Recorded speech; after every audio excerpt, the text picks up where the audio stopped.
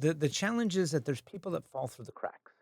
And the Yeah. people that fall through the cracks to me are the ones, and this is really, and I feel so bad saying this, the 40 and 50-year-olds that, let's say, have spent 20 years to get a specific skill, like, let's say, search engine optimization, that these guys mastered it. They learned the ins and outs. These marketing Right. gurus, and then suddenly a kid out of college with the use of AI can come and do 90% of what they do, or 80%, with these tools. So, but it's getting smarter.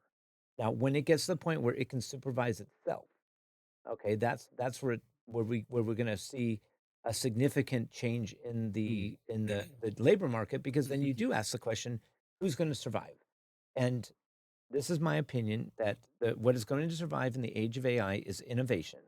There's Right. always gonna be need for startups and people to create new things as technology gets better. The second is audience and connection. We're back at it again. Welcome to the EMP podcast, Entrepreneurship, Mindset, and Purpose. Where hustle meets strategy. We bridge the gaps between different generations. And we have a special guest that's a AI strategist. He's been in the tech world for over 20 years or so. We're just gonna pick his brains. And hosted by JP and PJ. So Ben, how's your week going? It has been a busy week in a good way. Yeah. So there's a lot of activity, especially here in North Texas, in the Dallas Fort Worth area. There's a lot of tech events going on, and it's great to be connected to them. Yes. So you have a background in sales as well? I do. Okay. And you've been doing that for about 20 plus years as well with the tech experience? Yes, I was in tech sales for 20 years. I started as a quota carrying sales rep and then moved into sales engineering, solution consulting, which is more technical. And for about the last 7 years, I've been in AI. The company I worked for had a machine learning program, and so I was working with our clients. It was with call tracking and uh, call analytics, Mhm. so we could analyze 30,000 calls at a time for our call center clients. And I fell in love with just this technology of AI that could take huge amounts of data and get actionable insights for businesses to leverage. So when generative AI came out, I decided to go on my own. Mhm. And for about the last 2 years or so, I've been an AI strategy consultant. I go into companies and I help them with everything from AI governance, tool selection, training, finding use cases. It's not a one and done. It's not, you don't go in and say, here's Chat GPT and this Mhm. and walk away. It usually takes a longer amount of time for organizations to absorb the new technologies. AI sometimes is confusing. It is.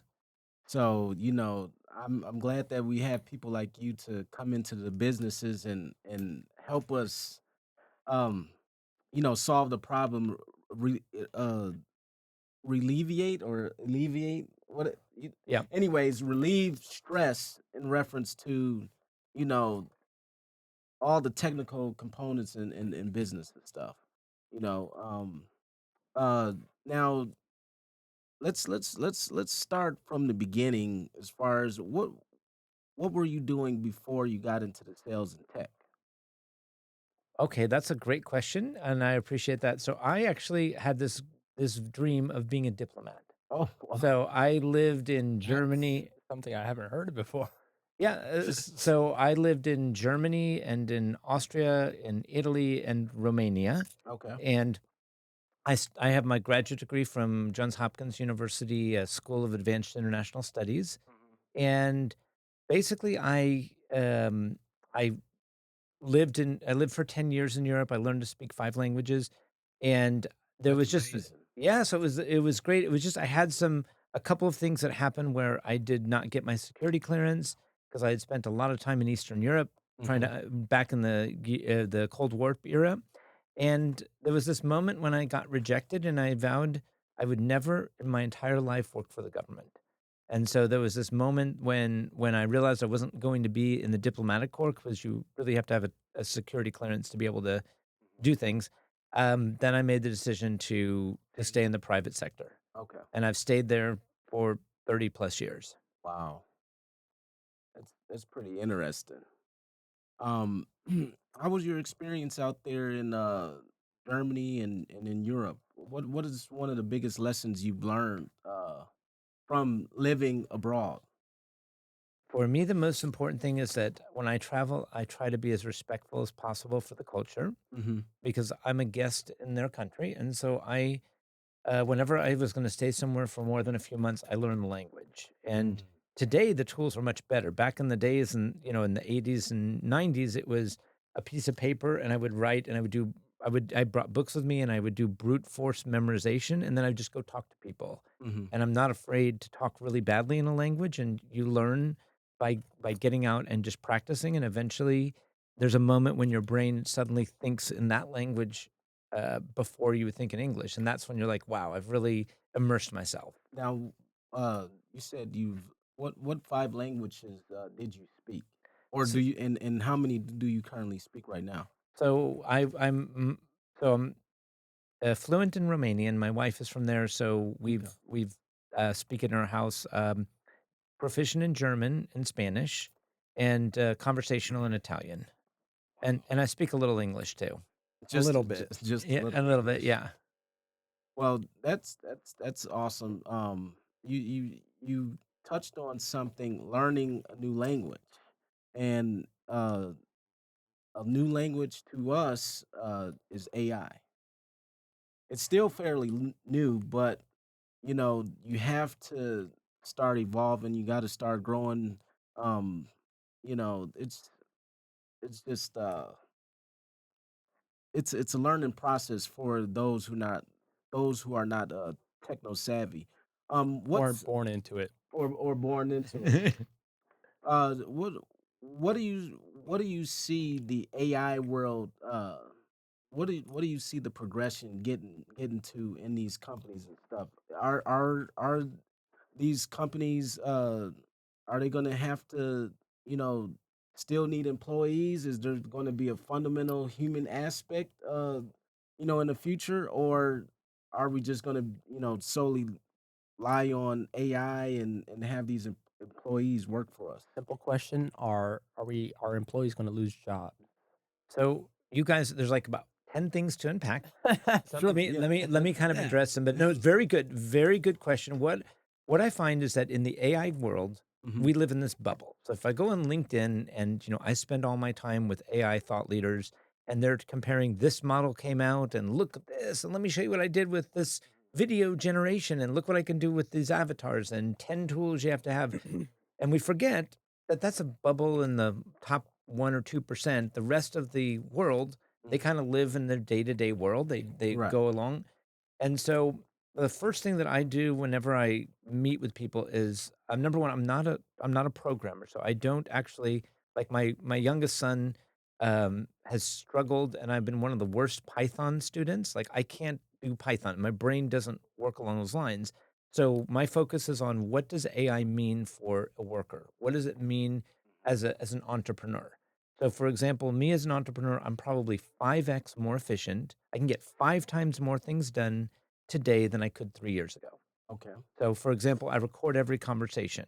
Not recording this one because you guys are, but when I meet with someone, I record the conversation. I have my own uh, Claude. Claude is the tool I use that I've got it programmed for who I am, what I do. Is this a is this a program that you built yourself?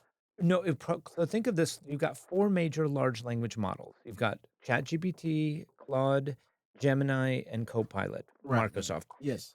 Those are the 4 big ones. There's other ones. There's Grok and a few others that are out there, but Yeah. these are the big 4 that when we talk about enterprise efficiency. These are the ones that have the safety, security that typically is acceptable for many organizations. So I work within these out of the box models for my personal business growth.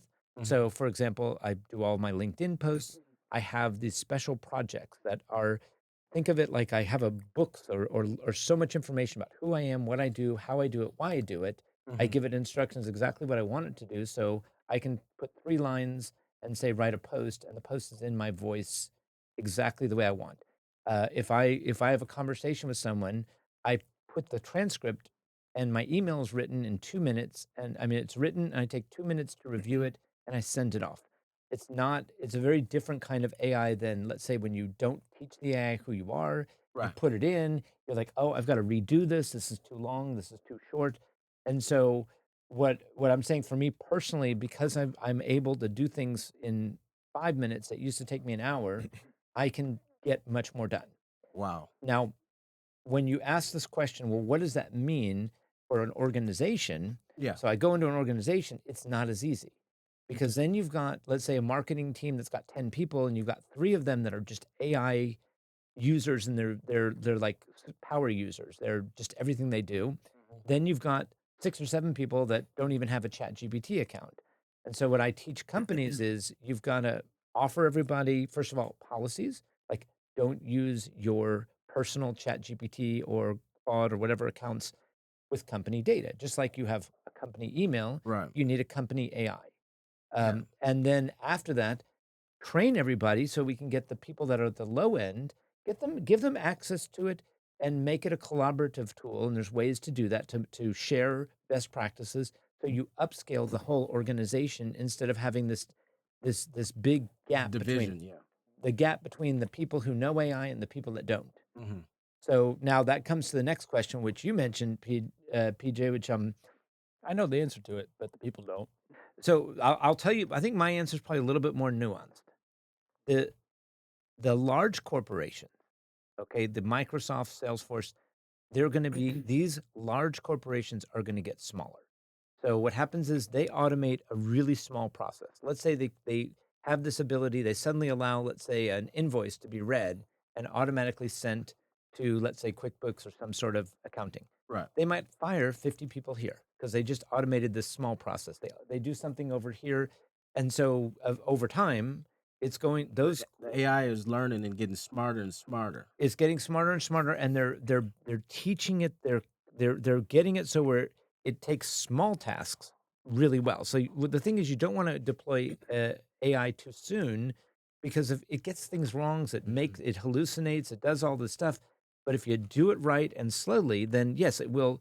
There will be a reduction there in the large companies. Now, the small companies, they're not really looking to reduce headcount. They're looking to say, can we grow without hiring new people?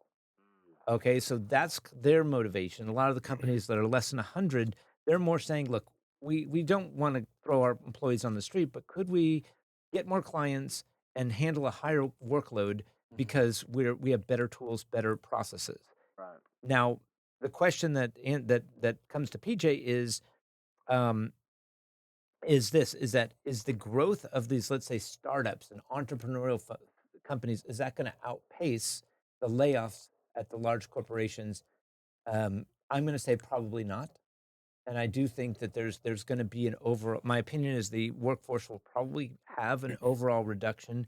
Right now, the biggest crisis is kids coming out of school Mhm. are having a difficult time finding jobs, the entry level jobs, because the AI can do the entry level work. So you want somebody that knows the tribal knowledge Mhm. that can then run through different automations or agentic, different AI agents to be able to do the job that you would normally would have hired an entry level person for. Mm. Which begs the question, this is from a long term point, this is really a systemic problem because what do you do when you educate the workforce and these people can't find gainful employment after they get out? What do you do for as a societal point of view? So I'm gonna actually answer the secondary part to that question. You probably heard this somewhere too, but AI is going to take jobs, guaranteed, but it's only gonna take the jobs if you allow it to. Unless you go and learn how to use that AI and then change your job title, like you know, about a year ago, um, we didn't have vibe coding. But if you go look on LinkedIn now, there's now vibe coding cleanup analysts, right? But that's a real thing, Yes.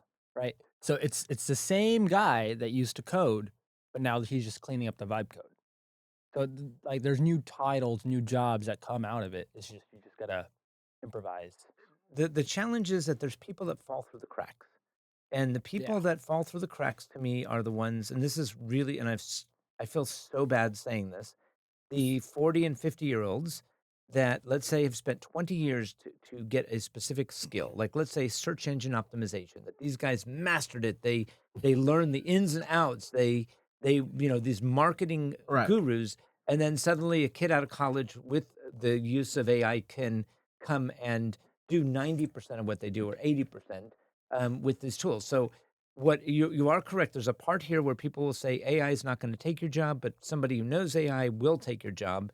I think there's some of that, but then there is going to be, for if you work for a very large organization, you should be tooling yourself and looking at what happens if you get cut, and what are your other options? Because I do think that is a place that is going to happen through the you know So, it's a trend. so what keeps you relevant and on top of the AI world or in front of the AI world? That is a wonderful question, by the way, JP. That's a great question, because what I find is I have to reinvent myself every 3 months. Okay, and I mean, and I give you an, People don't understand that. Say that one more time. I have to reinvent myself every 3 months, Mm, because sometimes I will say, God, that looks so much like February. mm, Okay, you know what I'm saying? Like for example, I started the year thinking that I'm going to focus on AI consulting. mhm. And so when an AI consultant, I go in and I have a number of clients where I go in, I do a needs analysis, I understand their workflows, I understand what they do. And once I feel comfortable in that, then I'll start training, and I'll go and explain to people what tools are out there. But then I'll also help them with their policies, AI governance. How do Right. you use this technology but not leak important confidential information? Yes. And then go in and do and work with the sales and marketing and finance teams to actually go in and do use cases and say, let me show you how you can sell better with AI. Let me show you how you can get your messaging really tuned to the marketplace. So that is, when I started. Now, what I realized, and this is kind of an interesting part of how I met PJ, is that about a year ago I started partnering with a gentleman, Dan Sinawat, who's with AI Connects. I'm sure you've We had him on the show. yeah. So Dan, There's a little sticker right here, guys. what is that? AI Connects of. Well, I know. These companies are on there. Yep, and VC Arena. So Dan. So the thing is that what I love about working with Dan, and right now we're kind of connected at the hip. Okay. And we started about a year ago, where the thing was, Dan's like, well, I understand AI for enterprises, but I don't really have a small and medium-sized business. I don't know how to handle those. And I'm like, that's my expertise. So that is what I was going to ask you. What is your ideal client? So I like the small to medium, like the 50 to 500 employees, Right in where, yeah, that space. yeah, because when you get to above 500, then suddenly you get these, if you want to get a new client, it's like, you have to do an RFP. There's IT division. I call them the gatekeepers. The These nerd division. what? The nerd division. The nerd division, they're just like, "No, we don't want AI. We don't it's too risky." And you're like, "Look, if you don't adopt AI, you're gonna go out of business as a company." Okay, and that's honest, that the companies, there's companies that are more nimble. They're deploying AI through all their processes, and when you do that, you're gonna be able to produce something at a cheaper cost. You're gonna spend less money on wages. You're gonna give better customer service. Now, it takes a journey to get from where you are to there. And that's what I teach companies, is there's a continuum. There's an adoption curve. You give yourself 12 to 18 months. You don't have to fire your employees, but you need to train your employees, arm them, learn your back end processes, and you can get there. Now, to finish the story out, is about April or May of this year, Dan and I met. We met a group, Paula and her husband Michael, that have the Right Resources Group, and they work with the Texas Workforce Commission, and they were able to show us how to get access to Texas, so state money for training. And suddenly, when we got into this training space, suddenly I'm like, that's the hot thing. Mm. Okay, the president now has allocated billions of dollars towards AI literacy. Well, that's the point is that there's a need for training. So Almost 50 billion. yeah, 50 billion, and then so right now, for example, like a big project, like I just got off um, with there's a project that I'm working on with AI Connects where we're looking at putting together a 30-hour program for workforce for workforce training. It's a program that's designed for individuals, Mhm. and there's money allocated for it. And so I'm actually working with my son, my oldest son David, and with Mayhawk, who also works with AI Connects. We're putting together this program of saying, can we create a content factory? Can we create, for example, content and then have it with use AI for creating, making it interactive, not just a really boring me saying, "This is AI and this is what Yeah. and have it be interactive. Bland. What? Not make it bland. Don't Yeah. make it bland. Yeah, don't make it bland, make it interactive because now the generative AI, if you put it inside the LMS and it knows, here's the course, maybe I'm, for example, helping someone write their resume. Well, why don't we have it where here's a video on what you need, upload your resume. Now you talk with the AI inside the platform, it gives you feedback. That's the kind of thing that is the future of education, the future of interaction is having this personalized coaching one-on-one that knows who you are and what you're trying to do. Wow. I'm looking, 10 years down the road where I mean, And you the college institutions might be out of, jobs or teachers if They we're going to won't. have Not no. exactly. No. So Okay. we'll never lose college. College will always be there. Like if you look at Harvard, it's been Well, there for they almost they don't 200 want to years. lose it. Right. So they won't lose it, but they'll lose a part of it. So It'll evolve into something else. totally agree. So the idea is like I have two schools that I consult with, and we talk to the teachers and say, look, you need to change the way you teach. Okay, and so for example, Okay. instead of it used to be 3 years ago in the golden age before Chat GPT, if a student wrote an essay, that was a sign of intelligence. Okay, now writing an essay is not a sign of intelligence because you can prompt an AI to do that.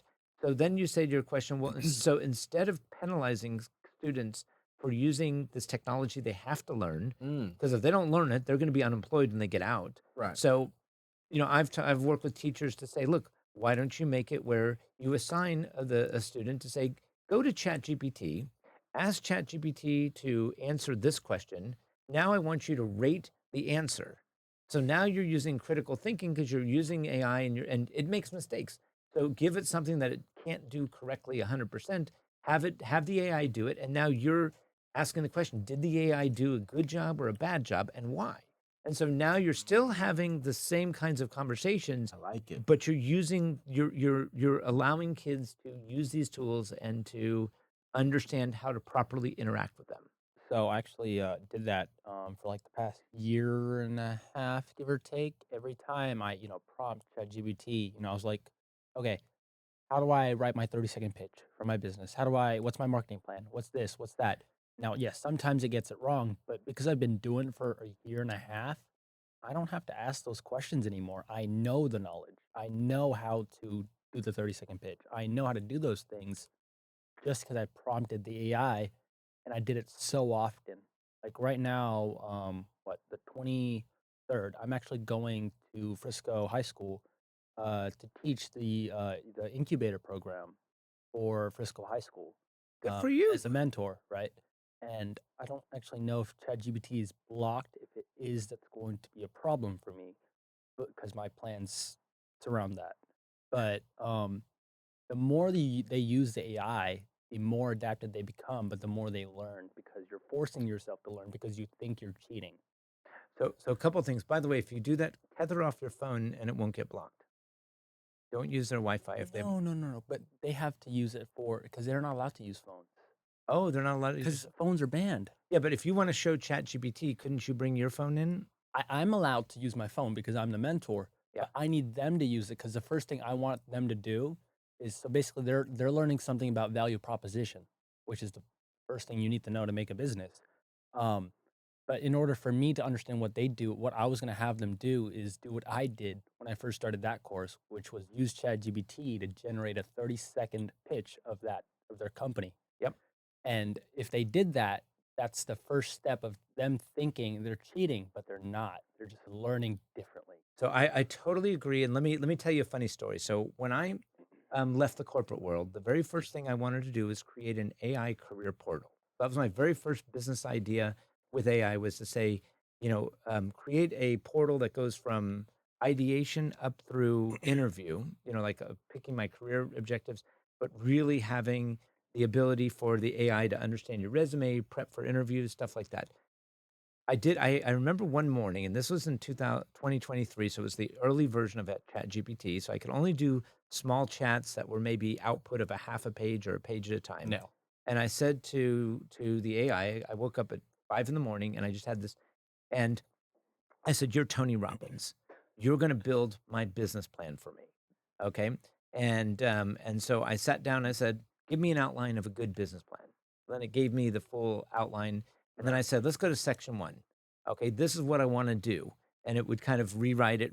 So by the time we get to the end of it, and it starts saying, "How are we gonna monetize after year 4?" And it starts saying, "Well, you see, what we've done is we'll be collecting this data from X million of users. We're gonna be able to become the leading indicator." I mean, it started to just sit there and kind of Think for itself. think for itself, because and at that point I'm like, wow, because I had to do that. It went through that.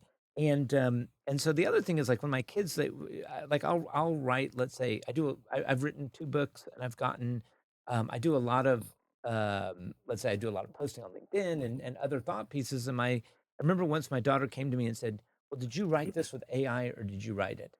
And I said to her, I said, "Well, when I write, do I give credit to my left pinky or my right thumb?" Mm. I said, do I, how do you, Good one. yeah, I'm like, how do you, your bot, I had an assistant Yeah. help me. So the AI wrote it, but I'm using it. But no, but what happens is, you talk to the AI gives you output. Then I go on a podcast and I say what I learned. And then we go here. Then I take my podcast and use AI to write a post.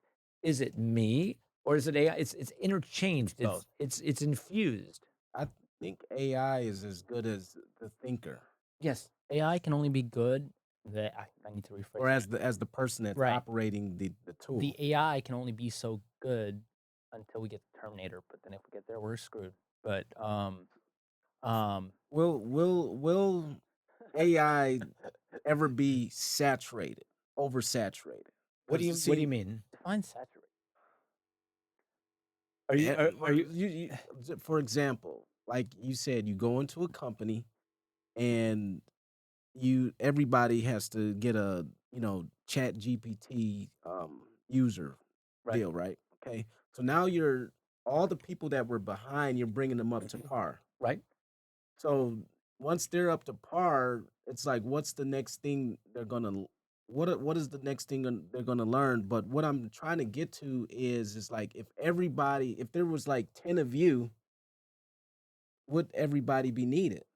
So that's a, so let me So, kind so of, that's where I'm getting at as far as everybody, this AI trend, we're getting educated, we're learning these new things for major companies, they're going to be downsizing because you know these AI employees and how you train AI, they can do some of the entry level stuff. right. Now, there's good things and there's bad things, but what I'm getting to is like, will it just be oversaturated where you know you won't be needed anymore? So, well, I'll tell mine, and I think I know you want to say something here, PJ. Is that, so? Step one is that when you're talking about, like, let's just talk short term today where we're at. Okay. The first step is to educate the employees on AI, chat Yeah. GPT out of the box. Then what you do as a company, your next step is automations. So learning how to connect the data automatically, creating agents. And then the big thing, and this is what I teach, what the goal of every company should be, is to become AI native.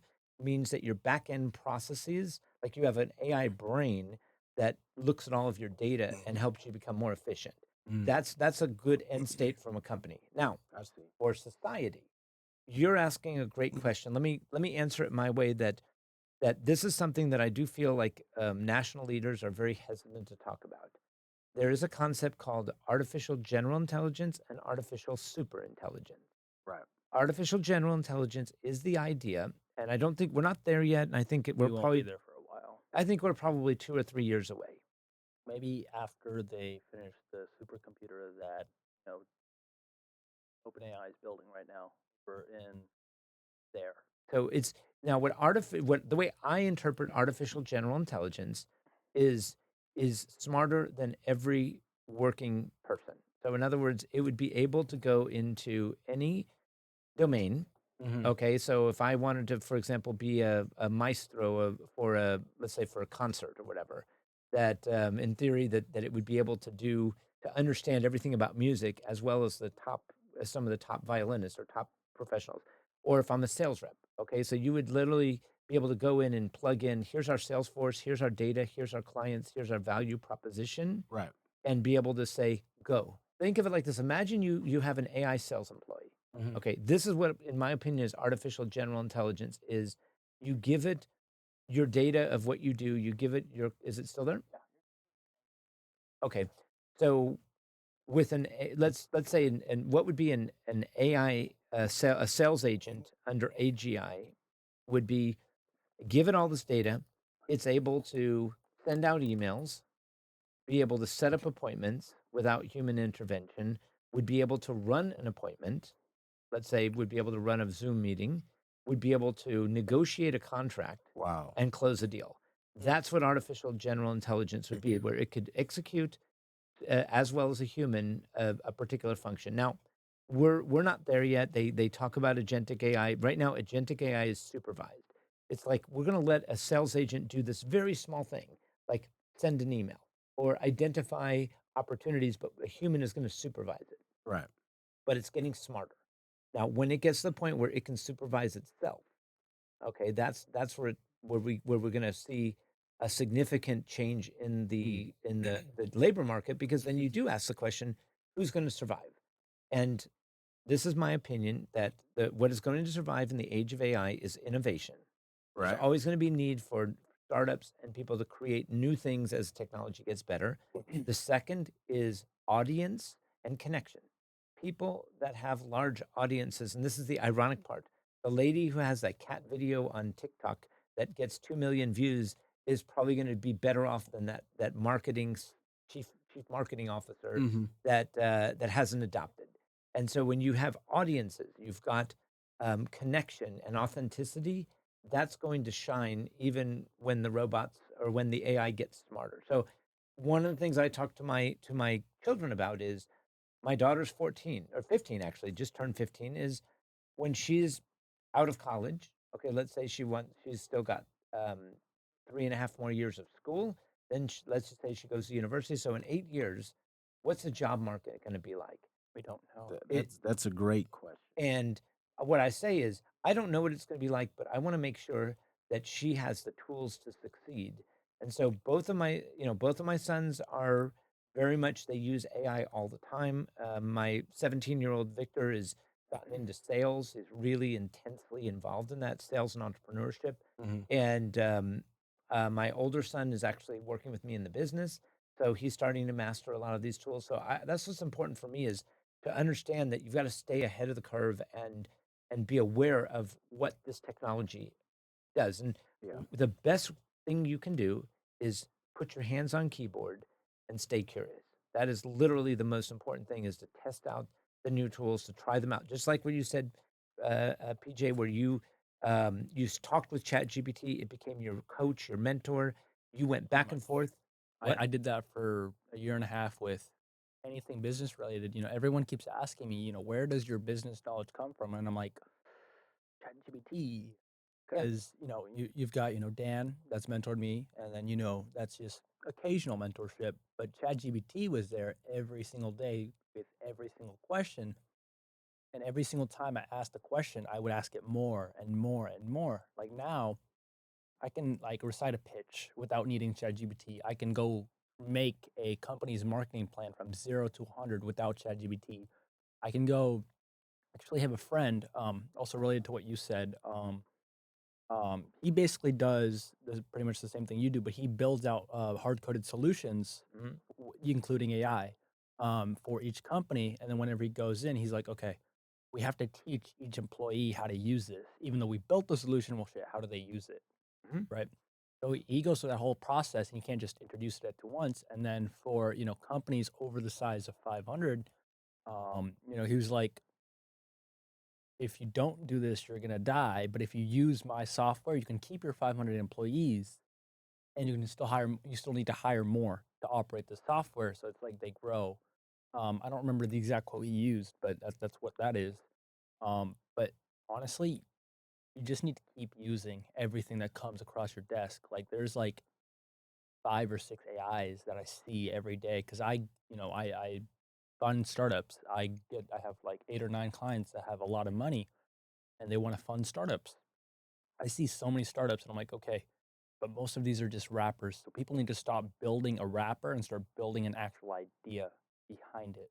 You're so smart because the rappers are the most dangerous startups because you're saying, I'm going to do this thing, and if you succeed at it, like I look at Perplexity for me, for as an example, where they went up and they said, we're going to go after search in real time. And that was great. And, It succeeded though. So it has, although I'm going to say that, like, for me personally, I don't use I Perplexity don't. because ChatGPT Deep Research, I don't know if you've used the Deep Research function. I use that all the So time. I'm assuming you have pro, I but do. for normal people, they can only do it once. Oh, of the $20 one, you can get like, You get 20. like I think so if it's like if you do like 20 in a short period of time, it blocks you, Yeah. but then it like refreshes again after like 2 days. So it's like pretty much infinite. You just have to regulate how much you use it. So the one tool that I paid the $200 for is ChatGPT. Mhm. But It's worth it. it's worth it. Now, I will say, like, again, if you're going to ask, like, I get this question as a solopreneur, what do I do? Um, my tool of choice is ChatGPT is for research analysis. But for output, it's Claude. Claude does a better job of LinkedIn posts. Whenever I have to do a sales pitch, a proposal, documentation, I do that inside of Claude. So Ben, you had mentioned that you wrote 2 books, so you're an author. Tell me about those 2 books that you've written. the first book was when I was doing the this AI career coaching portal. I started this road, and I had put together a pitch deck. I had a team of people that were helping me out with this, and during the middle of it, it was just one day I was doing a presentation, and after I was over, someone said, "Can you give me all these prompts? Can you tell me what I need?" Mhm. And my wife looked at me and said, "Why don't you just write why don't you do a pamphlet or something?" And I said, "Well, why don't I write a book?" And so this book, no joke, Find Your Next Job with ChatGPT. I wrote That's it. the name of it? That's the name of it, and I wrote that in 5 days. And I'm not joking. I literally just Where can people find it?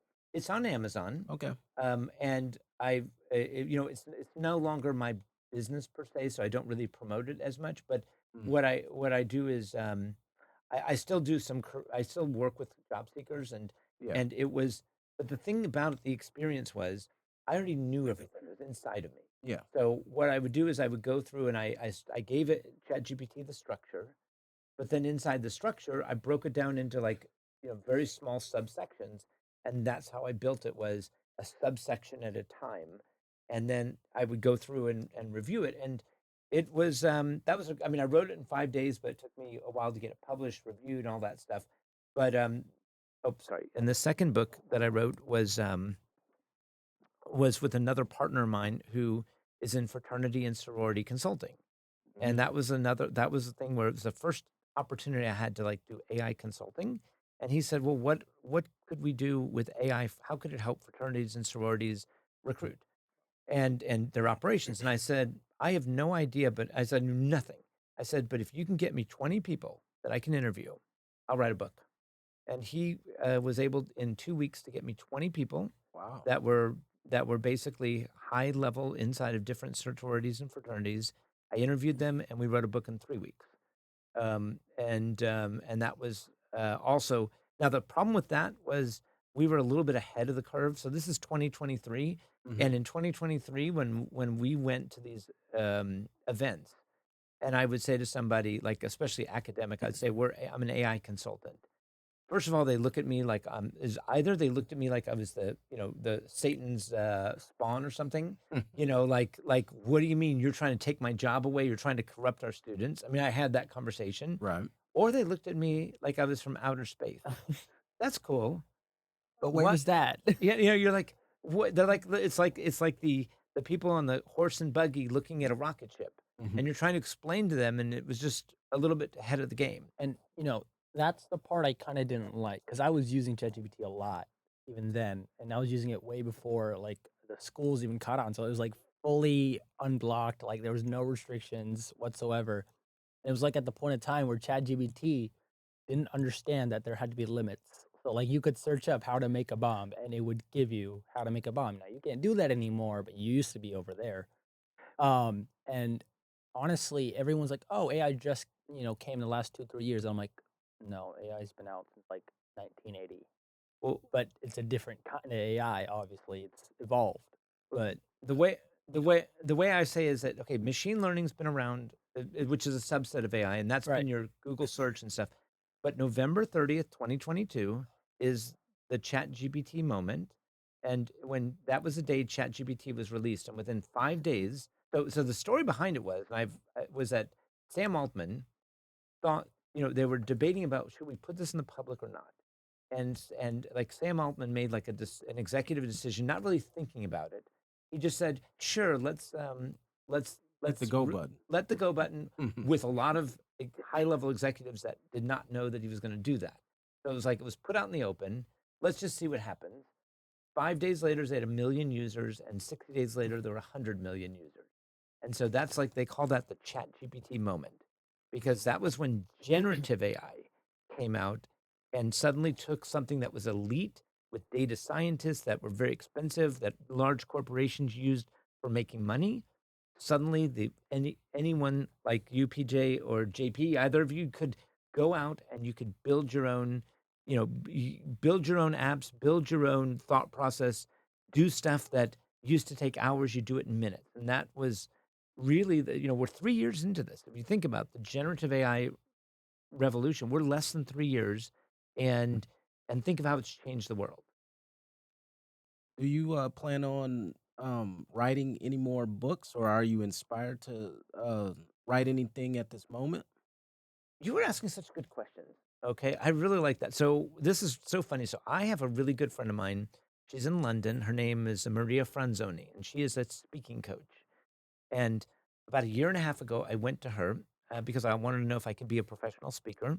And I just wrote her, and she was like, I went on Google, I found this article about how you can be a paid speaker. So that came in the Google search. Clicked on it. It was a LinkedIn article she wrote. I said, I want to be a speaker, and I'm an AI consultant. So we built this relationship where we met. She gave me this amazing inspiration. Then I went and said, I said, I want to return the favor. Can I show you how AI will change your life? And Mm. she accepted. And so we became not really business partners, but more of she's really helped mentor me, and we stay in touch. But when we started, she was starting a book. It took her about a year and a half or so to write the book, a little bit over a year from the time we started talking. She released it this summer, and she did a brilliant job, but she wrote the whole thing. She didn't use AI in the writing of it, and she used a publisher. She went the right way, Right, the and traditional way. the Yeah. traditional way was a hybrid. It was like so the best thing is kind of half self-publish, but have somebody guide you. Right. That's kind of the best way. Hmm. And brilliant. She wrote this book, and it's been, I mean, every day there's like somebody that posts a picture of them with the book, and then she'll share it. And I'm like, that's the right way to write the book. And to write a book like that, um, I know that it is a huge, because I want to write a book, adopting AI in your organization. That would be my inspiration. How do you overcome cultural issues and Right. understanding this to make your company better? That would be my book. The issue is to write a book which has been peer reviewed, has, let's say, is a bit not necessarily academic, but more traditional. That would take a lot more effort than what my other two ones were, because these would be um, I mean, I would want to do it the way where it gets promoted, it really becomes distributed. And I asked the question, I don't have enough in me because I've got so many other Experience in you. projects. It's Well, not not the experience. it's an energy. It's a The time energy. thing. Okay. It's an It's an energy. energy. I could if let's say I took the next 2 months and I blocked everything off, Yeah. I could probably do it. But then, I That's get it. 2 months lost. Yeah, it's 2 months lost. I haven't seen that the juice is worth the squeeze Right. yet for that. But I do want to write it. It's in my head. So I just got to figure out what the best way to do for that. Maybe like an hour a day. The thing is that it's like I could do an hour a day, but then I've got these other things that I need to spend an hour a day on, and so it's just not that An like. hour a week. What let me ask you this. What was one of the most impactful books that you've read? So if we're talking about AI, Yeah, in okay. in the AI space. So there is a book by a lady, Joy Buolamwini, Okay. and it's called Unmasking AI. Okay, and what it is, and this is a wonderful story. So this Joy was a student in MIT, and this was 2016. She's both an artist and a geek, and there was this new facial recognition program that was released, and she wanted to put like a projection onto a wall. And so she went in front of this facial recognition program, and because she's dark skinned, it didn't recognize her. Then she put a white mask on, and it recognized her. Then she put her white roommate, and it recognized that person. And so this fun experiment led her onto this journey about the algorithms and the way AI is built. And so she actually she did this entire, like, this is like a 9-hour audiobook that I listened to. Mhm. And the thing was that she basically was able to go against IBM, Amazon, and Google they were actually starting to license these programs to police departments, and they were actually arresting people that were based on false matching of these programs. And she basically showed them that these are 99% accurate for white males and 70% accurate for darker skinned females. Mhm. And so then it goes to this entire thing about bias and how these programs, when you get to them, how do you get an unbiased result? Right. And so it was just fascinating. She went to the level of using African parliamentaries that have a rough split between males and females Mhm. to create a sample that would be considered an acceptable sample, because the samples that were used for facial recognition were skewed towards America, the American population, et cetera. And therefore, when the models are trained improperly, Mhm. you can actually have things like, she calls this the shadow. There's a lot of shadow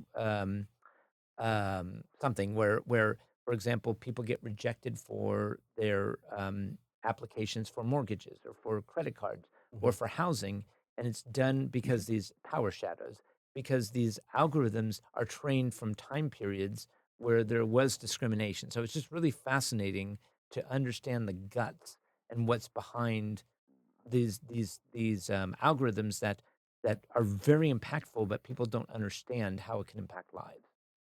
That's what's up. Unmasking AI. I'm going to transition over to rapid fire. Okay. Um, kind of get some of your funner side. What do you do when you're not working or not studying about AI or trying to, Nothing work? business. Yeah, yeah, nothing business related. My passion is travel. So I love going to new places, and my dream is to be a speaker slash consultant, to be able to start being paid and asked to go across the world. So that I love seeing new cultures and seeing new places. That is definitely number one on the list. Favorite place you've been to? David, Favorite place you have visited? I'll tell you, the most surprising and most beautiful place I've been to is Laos. Laos. Where is that again? It's next to Cambodia and Thailand. It's in Southeast Asia. So Southeast and Asia. it's actually bordering Thailand, and I went there, and I was regretting that I only spent a week. Oh I could have no. spent I could I mean, I spent 2 months traveling with my, youngest son on, in Southeast Asia, Okay, yeah. and it was like we were there for a week, and if I could do it over, I would have spent 3 weeks because it was just beautiful, amazing. So you how long you been married for? 25 years. 25 years, and how many children? Um, I have I have, 3 children, and I also, my stepson is, I have a stepson that is married here, living locally, and he's in his 30s. What? Worst thing about being married and favorite thing about being a father. Rapid fire. Okay, worst thing about being married, can I just, that is one that is I had to throw you with a you're curveball. throwing me a big curveball. I'll say is that there's a lot of misunderstandings. I'll say that. So do Uh, you use Chat GPT to help you communicate with the misunderstanding to be on one accord? Sometimes. Okay. There are times where we are having a fight, and I said, "Let's talk to our chat, okay? And then Let's have the AIs figure it out. So you know what? On View recently this week, they I think it was Sunny. She was talking about she has different problems of communicating her rage. So she went to Chat GPT to rephrase what she wanted to say to the husband, and it like she said it, it worked, and bam, it was like wow. But anyways, though, okay, and then the second question was about being a f best thing about being a father. I'll tell you, you know what the best thing is watching my kids become people? Okay, so to really what interesting. So today, my oldest son is now been in helping me with the business. We spent the day together with, talking about this AI training that we're gonna do. And my daughter called me up and she goes, I'm at the thrift store with her brother, and they used to fight, and now he's 17, he has a license, and he's driving her to the thrift store, and they Mhm. ask how much money can we spend on, we want to buy some stuff, and I'm like, okay, that was kind of a nice feeling because that we did something right. There's a lot of times where I look and I'm Yeah. going, did I screw up completely? And I'm like, there's moments where I'm like, okay, I think we did something right A to grow see up every moment. what A grow up moment. a grow up moment. I'm like, If wow. if you train up the child right, they won't depart far. Two more questions.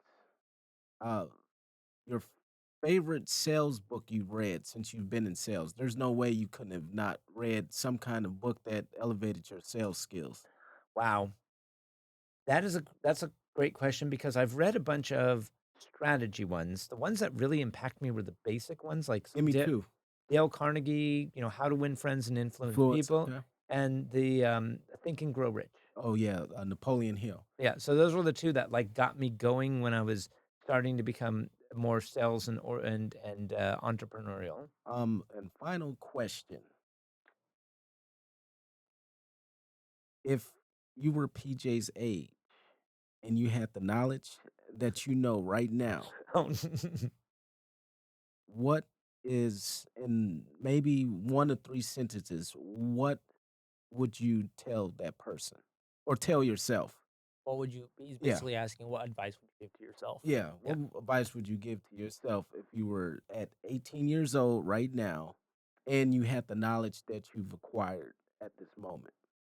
Um, I would probably say to be more bold and take more risks because you're going to fail anyway, and you might as well fail doing what you love, and so then you can succeed in that eventually. And so that's probably, that would be where I would say. But yeah, I've have that because it's like when I Be more bold. Basically, it's like be more bold because life is too short. exactly be more bold. Life is too short. I'm gonna add something in. Especially at 18, just take the goddamn risk while you can fall back on your parents. Because if you're in, you graduate college, what, 24 now? Hmm. Is that when you graduate? Yeah. 24, now you might have a girlfriend or you might have a kid, you never know. Or, you're trying to get a job, but now you're 5 years. past 18, you can't fall back on your parents exactly. But if you do it now, take a gap year, Mhm. theoretically, and go do it. Try it. If you fail, well, shit. People are going to say you failed, but at least you learned more than if you just went to college. Absolutely. Well, Oh, and oh, go to trade school. College ain't worth it. hmm. I mean, I'm not wrong. It's if you go, I'm not going to argue with that either. I yeah, think there's it's going to be a while before. Let's put it this way: an electrician will the chance of an electrician being replaced by a robot at is least 20 years. 10 to 15 years later than the marketing director being replaced by an AI agent. So yeah, so definitely I agree. And on that note, we want to thank you, Ben Gold, for being on the podcast, sharing some of your wisdom as an AI strategist, being in the tech world, learning a little bit about your personal side. Um, how can people get in contact with you, or is there something that you would like to tell our audience in reference to like getting a hold of you or doing some work or just whatever? So, two places you can find me on LinkedIn, Okay. and again, just Ben Gold AI, and you'll find me on LinkedIn. Okay. And I have my own website, bengoldai.com. And also, you will see me very many pictures with AI Connects and Dan Cinewat. So it's there's kind of multiple places where you'll see me on the internet or can connect. And well, we will appreciate your time. That's a wrap with the EMP podcast where hustle meets strategy. Until next time.